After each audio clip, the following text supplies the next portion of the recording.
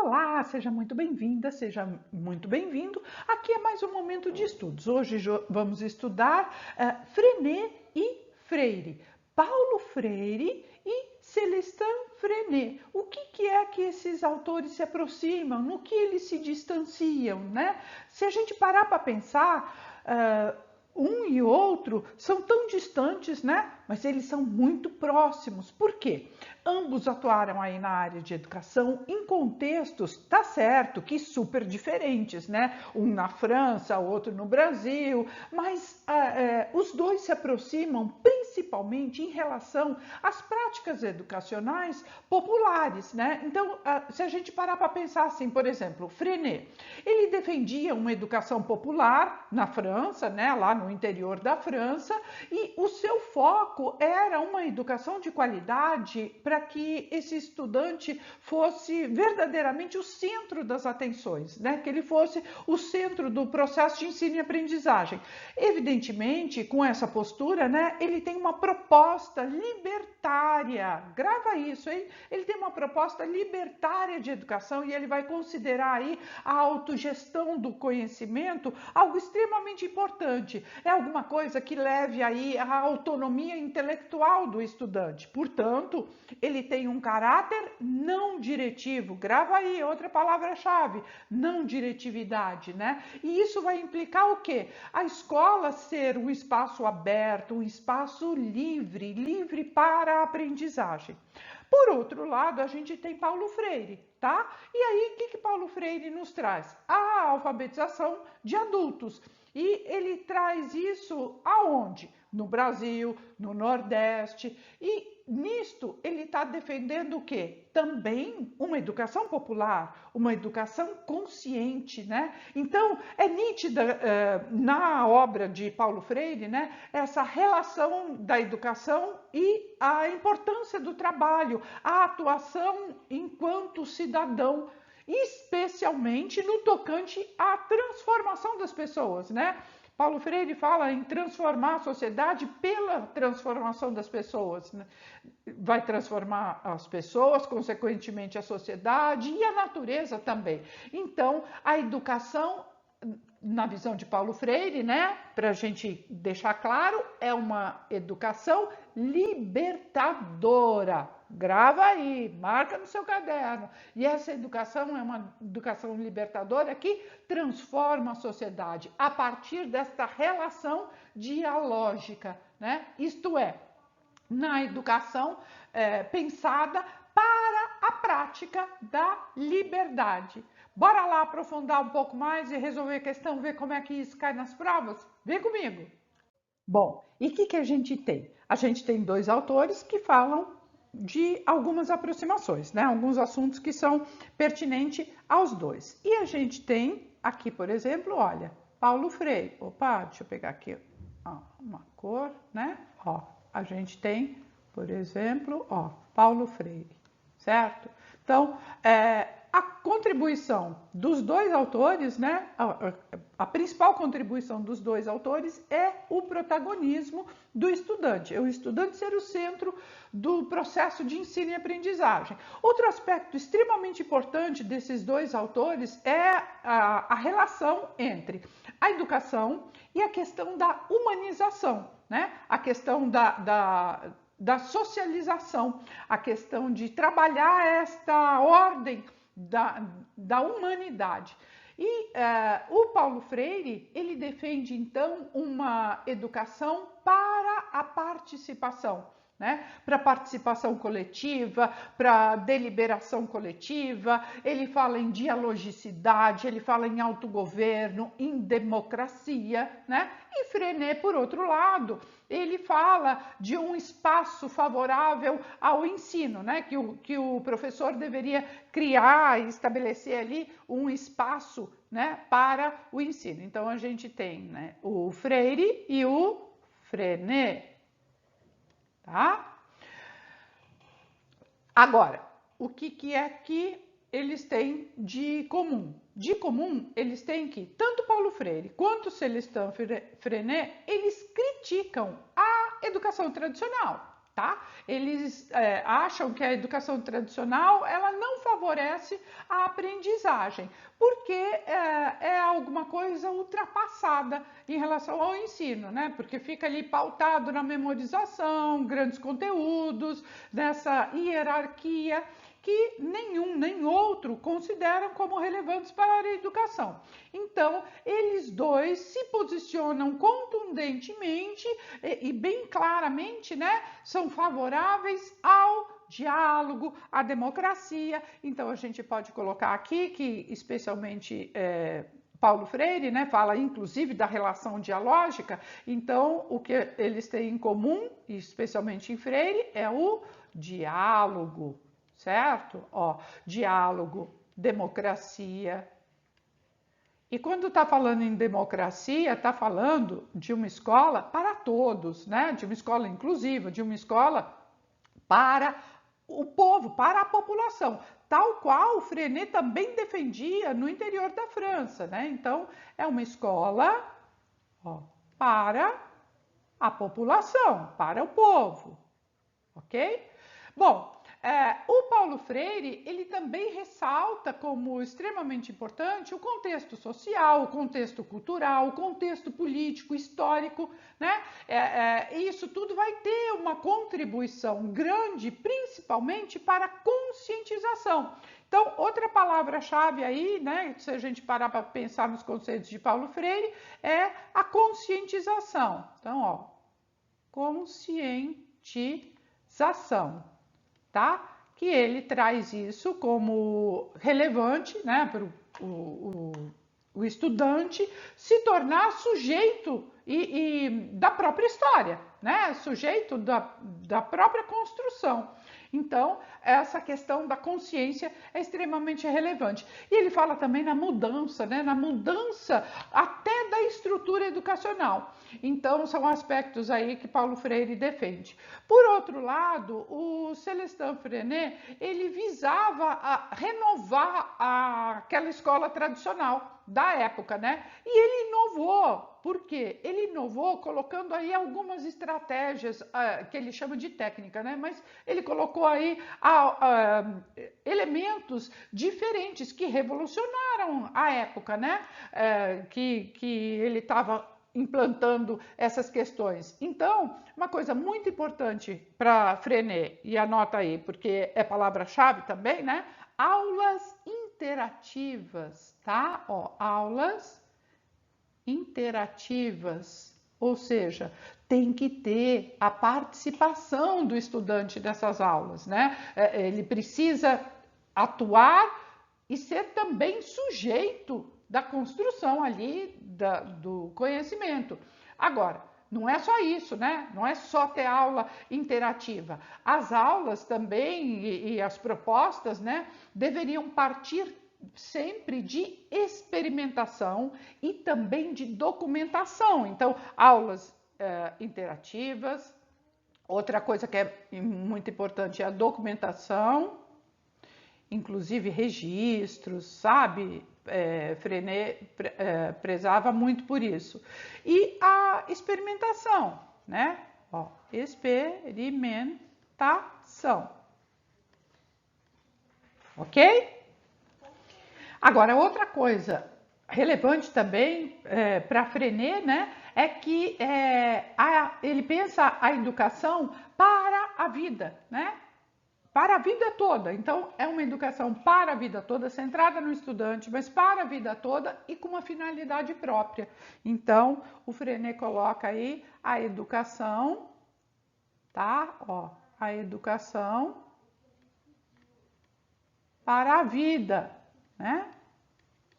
Para a vida toda, certo? Então, é ao longo do desenvolvimento do ser humano, certo? Então, vai aí a vida toda. Bom, outra coisa relevante, que aí distancia, mas nem tanto, é que Paulo Freire, ele fala da alfabetização de adultos, certo? Ó, alfabetização de adultos. Bom, ele vai falar dessa alfabetização de adultos de uma forma muito simples. Ele vai colocar aí como...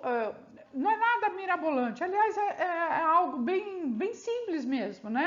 Aonde as classes normais, tradicionais de escola, né, eram substituídas por, anota aí porque é palavra-chave, círculo de cultura, círculo de conversa. Então, ele colocava como círculos de cultura. Então, essa alfabetização não necessariamente em classes tradicionais, né, mas em círculos, né?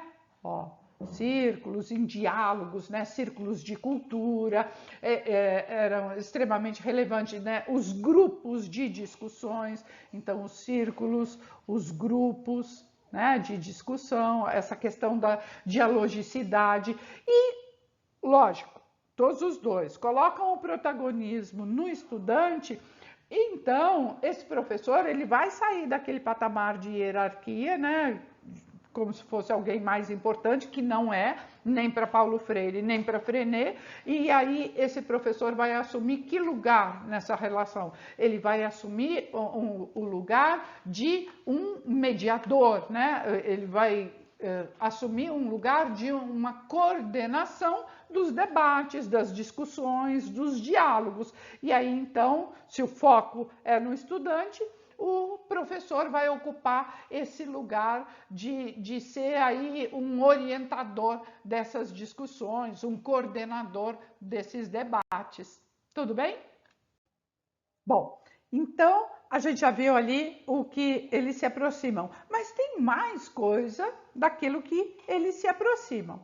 Por exemplo, Freinet. Freinet, ele tem uma pedagogia a partir da livre expressão, tá? Da livre condução, tá? Ó, então, Freinet, a gente tem questões aí de liberdade, né? Ele acreditava na capacidade e no potencial de cada um, desde criança. Então, ele acreditava que as crianças, que os jovens, que os adolescentes, que os adultos, porque ele pensou aí a educação ao longo da vida, né?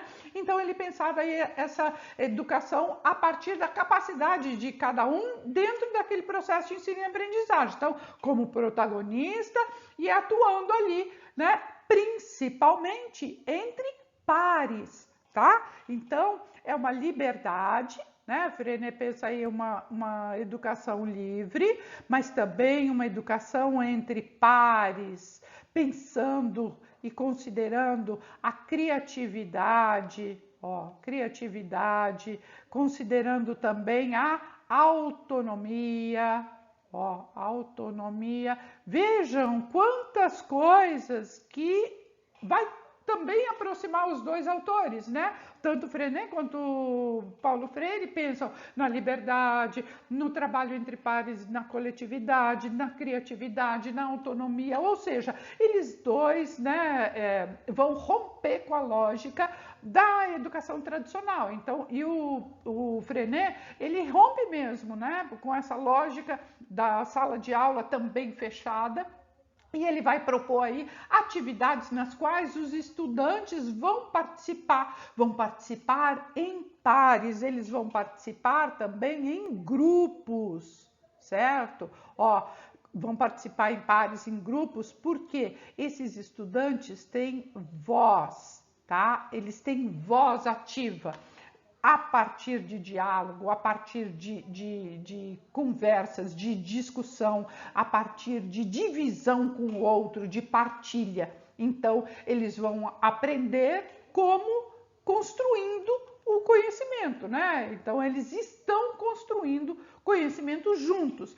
E aí o Freinet, ele desenvolve lá várias técnicas, tá? E ele chama de técnica e não de método. Mas hoje aqui a gente não vai ficar aprofundando isso, o que é técnica, o que é método, mas assim, olha, grava aí, Freinet falou em técnica, tá? Técnica. Quais técnicas que ele desenvolveu?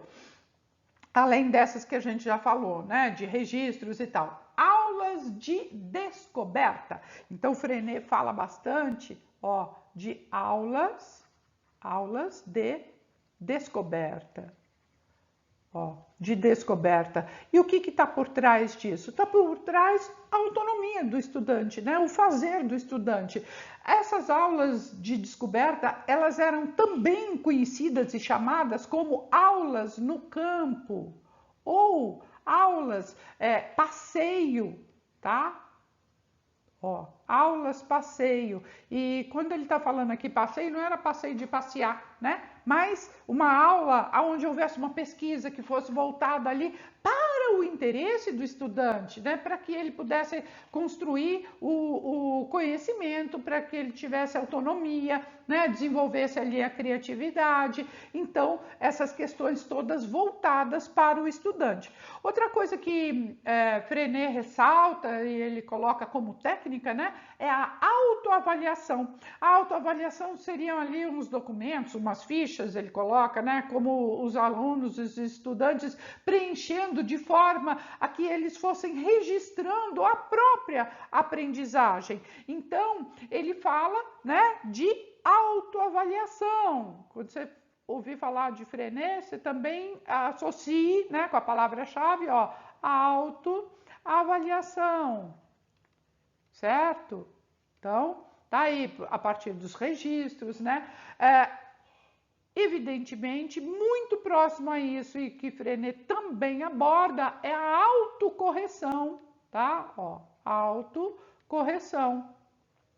Por quê? Estão pautadas aí no mesmo pensamento, né? Você vai desenvolver a autonomia do estudante. E no que você desenvolve a autonomia do estudante, evidentemente você vai desenvolver aí o autoconhecimento através da autoavaliação, através da autocorreção. E aí os próprios estudantes, né, vão com a orientação do professor, do orientador, da pessoa que estiver ali mediando o conhecimento, né, vai então proporcionar a autoavaliação, mas também a autocorreção, né? Então, o estudante é levado a se autocorrigir. O mediador, o professor ali vai alertar, falar, olha, isso aqui, talvez pense dessa maneira, dessa outra, enfim. Outra técnica, né, que Freinet traz é da correspondência, de trocar correspondência. Carta, lógico, ele é séculos atrás, mas se trocava carta. Hoje em dia, adaptando, poderia ser um SMS, poderia ser um WhatsApp, poderia ser um e-mail e até, por que não, uma carta, né? Colocar no envelope, selo e tal, e trocar entre estudantes da mesma escola e também entre escolas diferentes, de locais diferentes. Agora, uma outra técnica que ele trabalha e que a gente tem que atribuir a ele, porque é extremamente pertinente e a gente usa até hoje, é o jornal. Ele chamava de imprensa escolar, é o jornal escolar, que é o jornal feito na escola. O jornal escrito, o jornal que é divulgado ali, são divulgadas as notícias daquela localidade, daquela escola, enfim, trabalhar também com jornal, né? Então, a imprensa, ele chamava de imprensa escolar, o jornal escolar, tá? Então, vou marcar aqui também, né, como atribuição das técnicas de Freinet, né? O jornal, ó, jornal escolar, certo? Outra coisa que ele falava era do livro da vida, tá? Ó, livro da vida. E o que era esse livro da vida? Nada mais e nada menos do que um caderno que se usava ali para que os estudantes pudessem registrar, pudessem anotar as suas impressões, os seus sentimentos. Então, cada um teria o seu, né, o seu caderno para fazer ali o seu registro. Então, ele poderia anotar os seus sentimentos, as sensações, as impressões, os pensamentos também. Isso funcionava mais ou menos como um registro pessoal de cada estudante, mas ele propunha também um livro da vida por classe, né? Feito ali em grupo. Que isso serviria bastante para os estudantes de uma forma positiva. E ele falava também de plano de trabalho, mas plano de trabalho não era o plano do professor, tá? Mas uma atividade que pudesse ser feita pelos estudantes com a supervisão dos professores, né, com um tema qualquer que fosse ali trabalhado com os estudantes. Ou seja, esse plano de trabalho era o que a gente chama hoje de projeto, de trabalhar por projeto, de trabalhar por resolução de problemas. Então, ter um tema ali que vai ser trabalhado durante um determinado período de tempo.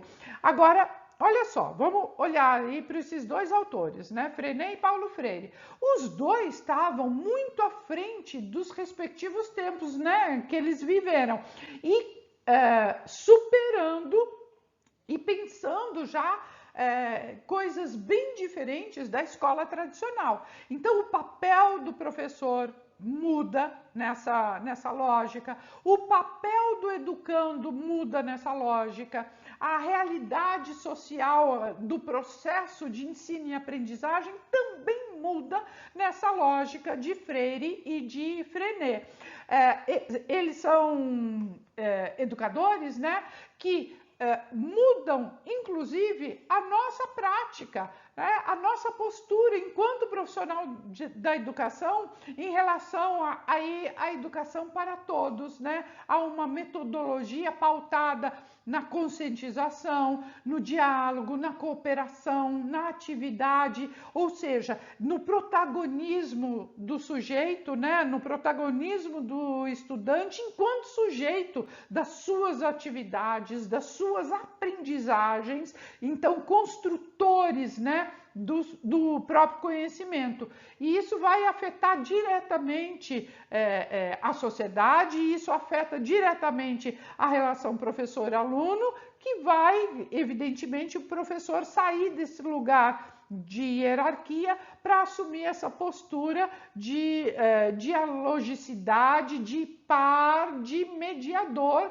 nesse processo de ensino e aprendizagem. Vamos lá resolver a questão e ver como é que isso cai nas provas? Bora lá! Vamos lá, nossa primeira questão, 2022, lá do Rio Grande do Sul, a banca é FAO, do Rio Grande do Sul, né? Da Secretaria de Educação do Rio Grande do Sul, prova para pedagogo. Vamos lá! Qual dos pensamentos pedagógicos abaixo se refere à educação de jovens e adultos e evidencia a necessidade de uma prática de formação para a cidadania política e autonomia a esses grupos etários, né? Que grupos etários? Jovens e adultos, né? A gente está falando do quê? De um pensamento freiriano, durkheimiano, Foucaultiano, Malaguzziano ou Froebeliano?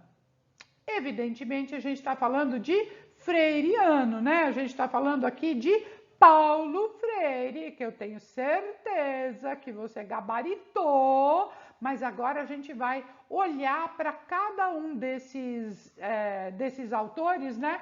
E vamos lá, Durkheim, o que é durkheimiano, né? É alguma coisa, uma ideia a partir do que o Durkheim, que é um sociólogo francês, Émile Durkheim, trouxe para a gente, que fala muito de eventos sociais, que os eventos sociais deveriam ser tratados como coisas, né? Como objetos que pudessem ser analisados. Então, e depois você validaria ou não aquela hipótese. Então, essa foi a grande contribuição do Durkheim, e não diz respeito aí à educação de jovens e adultos, né, como prática da formação da cidadania e da autonomia.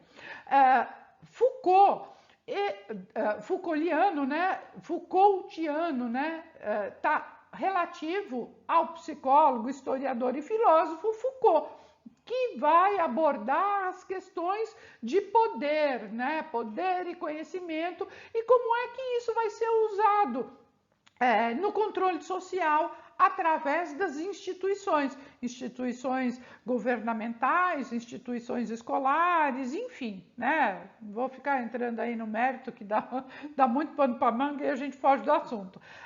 Agora, o Malaguzziano, né? Ele tem a ver com Loris Malaguzzi, tá? Pedagogo italiano, que é quem vai criar a abordagem de Reggio Emília, né? Que é aquela localidade lá na Itália, que é uma abordagem baseada na coletividade e também na ideia de que as crianças são capazes de conduzir a própria aprendizagem, né?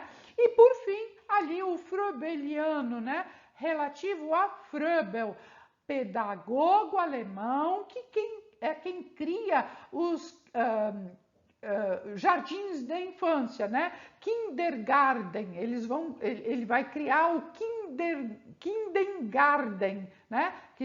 Kinder de criança e Garden de jardim. Jardim da infância é uma criação de Froebel, pedagogo alemão, né? Lá no século XIX, numa época que não se dava importância nenhuma para as crianças, que dirá crianças na idade da educação infantil, né? Então ele cria aí os jardins da infância e ele aposta na ludicidade como meio de levar a aprendizagem. Tudo bem? Resolvido aí e entendida essa primeira questão? Bora lá que tem mais 4, hein? Já deu seu like? Não? Aproveita e deixa aí seu like, né? Deixa o joinha que é para o vídeo crescer e chegar a outras pessoas, tá bom? Vamos lá. Questão 2, 2018, FADESP, Instituto lá do Pará, né? De Educação, prova na área de Pedagogia. Vamos lá. As contribuições dos estudiosos como? Olha só, Piaget, Paulo Freire, Vygotsky, Vallon e Freinet influenciaram as teorias psicológicas e pedagógicas, né? Da nossa área. Ao discutirem o processo de aprendizagem, apresentam um ponto em comum, que pode ser sintetizado na seguinte afirmativa. Então, olha só, e aqui está até ampliando, né? Mas a gente viu hoje Paulo Freire e a gente viu também Freinet. Agora, o que eles têm em comum com Piaget, com Vygotsky e com Vallon também? Então, qual é o pensamento desses autores todos? Vamos lá a partir daquilo que a gente tem, né? Daquilo que a gente viu hoje, que é Freire e Freinet. Toda aprendizagem é fruto de treino, memorização e disciplina. Isso tem a ver com Freire e Freinet?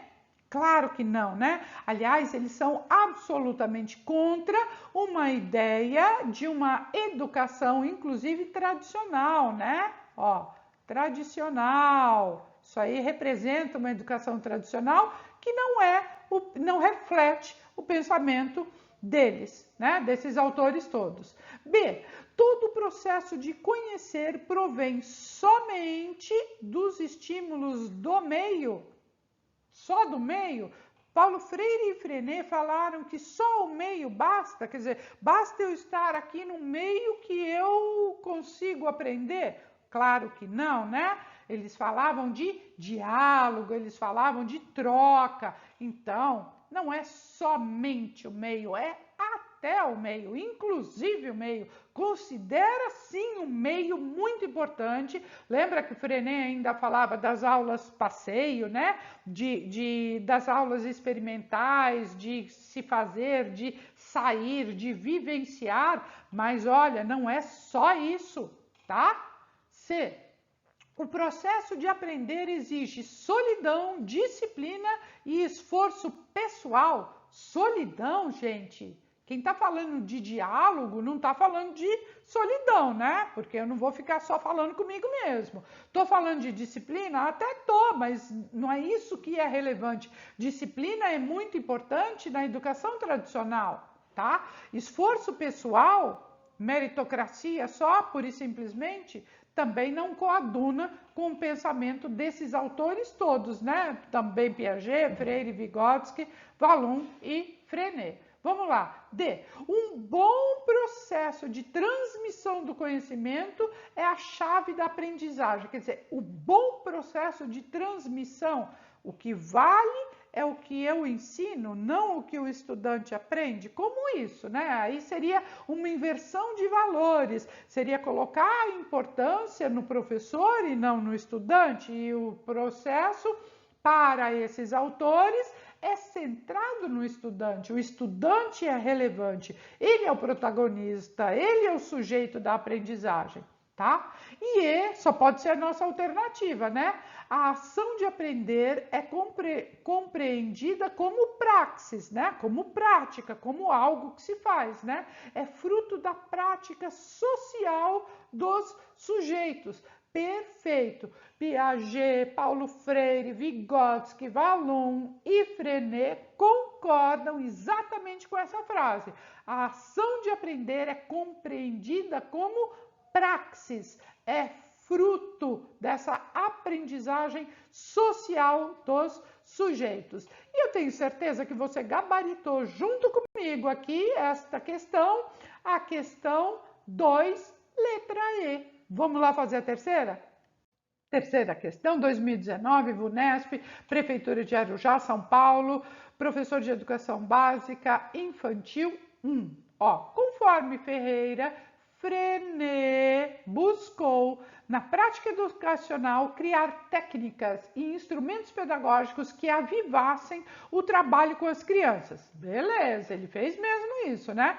Pensou em formas de trabalho organizado, em dinâmicas que possibilitassem o diálogo, as escolhas das crianças, favorecendo a autonomia. Ferreira descreve e destaca alguns instrumentos da pedagogia de Freinet. Entre esses instrumentos é correto citar. Então, o que Freinet fez aí que está aqui? A cartilha, o material dourado e o ábaco? Não, isso aqui é de outro autor, né? Não é do Freinet, tá? Cartilha é algo extremamente tradicional, material dourado e o ábaco, Montessori, não tem nada a ver com Freinet. Tema gerador e a leitura de mundo. Tema gerador e leitura de mundo, a gente acabou de ver quem fez, né? Que foi Paulo Freire, tá? Os espelhos e os cilindros de madeira para encaixe, né? Então, aqueles blocos e aqueles cilindros encaixando, isto também não é de Freinet, tá? Os brinquedos chamados dons, por exemplo, bolas coloridas, os sólidos geométricos, as gravuras coloridas, igualmente não é atribuído a Freinet, né? Temos aí outra pessoa que fez isso tudo. Ó, a roda de conversa e o livro da vida. A roda de conversa, maravilha, porque eram aquelas rodas para se trocar ideia, para discussão, para introdução de outros assuntos, de novos assuntos, para partilha, diálogo, compartilha, né? E o livro da vida, que era aquele livro que eu expliquei para vocês, que o Freinet usava para fazer os registros, tanto individuais quanto do grupo, da classe, né? Então, tenho absoluta certeza, porque você está ligado aqui comigo, você gabaritou a questão 3, colocando também a alternativa E. Bora lá resolver nossa penúltima questão? Questão 4, 2019, Consulplan, lá do Pará, né?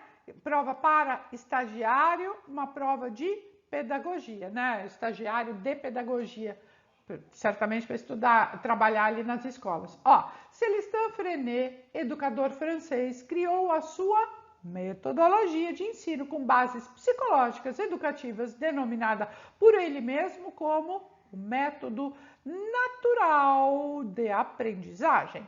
Com base no ato pedagógico, e Freinet assinale a afirmativa incorreta. Olha, gente, se está pedindo a incorreta, você tem que escrever do lado, ó, errada, tá? Escreve, porque senão seu cérebro vai te enganar e você vai assinalar a primeira resposta que fizer sentido para você, tá? E nós estamos procurando a errada.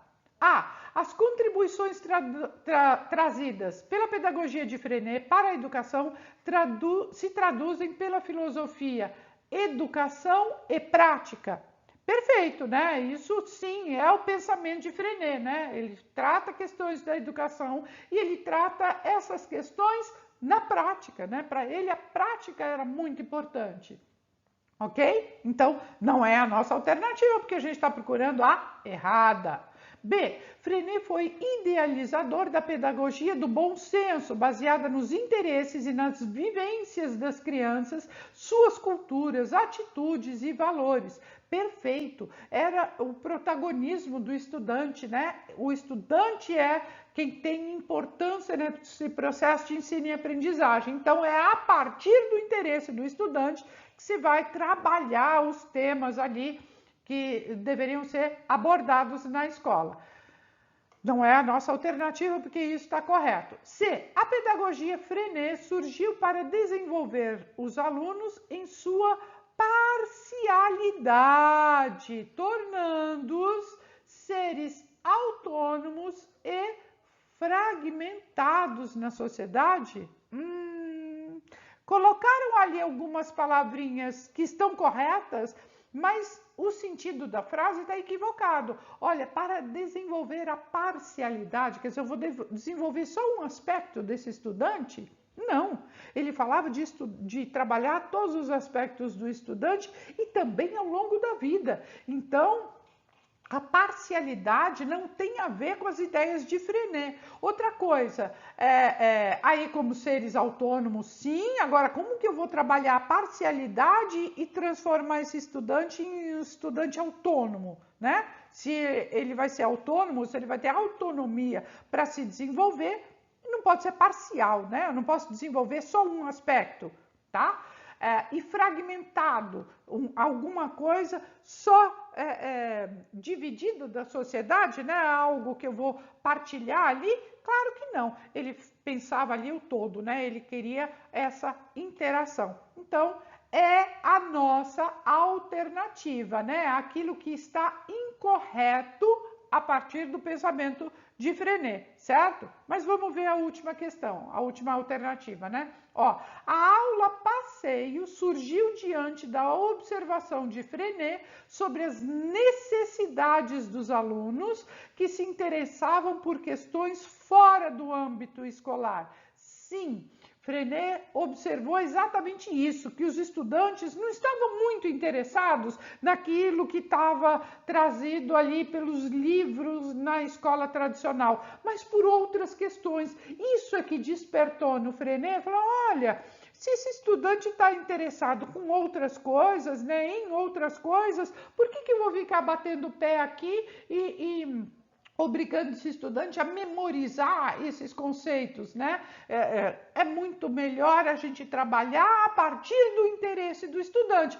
Aí ele coloca o estudante no centro do processo de ensino e aprendizagem. Ele vira verdadeiramente o protagonista, tá? Então, a nossa resposta correta, que eu sei que você gabaritou aqui comigo, é a alternativa C. Bora lá fazer nossa última questão? Bom, vamos aí para a nossa última questão. Olha só, 2014, banca direta para a Prefeitura de Angatuba, lá em São Paulo. Ó, de acordo com Frenet, em uma pedagogia de atividade e cooperação, ó, atividade e cooperação. Os eixos da nova pedagogia são, então, o que é que vai pautar o pensamento do Frenet, especialmente aí nessa pedagogia da atividade, né, da ação, do protagonismo e da cooperação.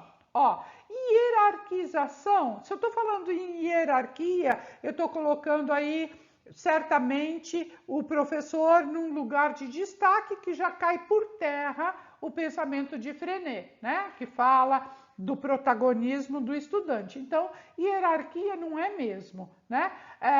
Comunicação até é documentação, disciplina alguma, né? Precisa. B, hierarquização, igualmente não, né? Porque é essa questão de colocar alguém numa situação privilegiada, e não é o caso, né? Motivação. Frenet não fala em ficar só motivando os estudantes, tá? Disciplina até trata, afetividade sim, especialmente naquela questão de pares, de grupo, de registro, de autoconhecimento. Lembra que a gente falou agora há pouco do livro da vida, né, que vai fazer ali um registro dos sentimentos, das emoções, das sensações? tá? C, cooperação, ok, mas motivação, ó, de novo, né? Motivação não é algo tão relevante para Freinet. Documentação, sim, afetividade, ok.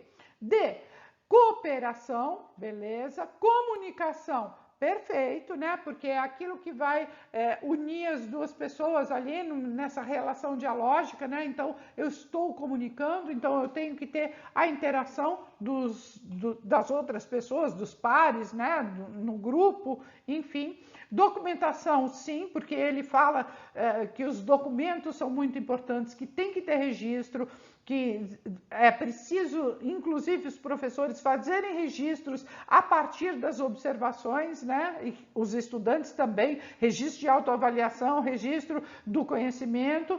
E a afetividade, né? Também é uma questão extremamente importante, relevante para Freinet. Então, nossa alternativa correta, que eu sei, nossa, que você gabaritou aí em cheio, a alternativa D. Não foi mesmo?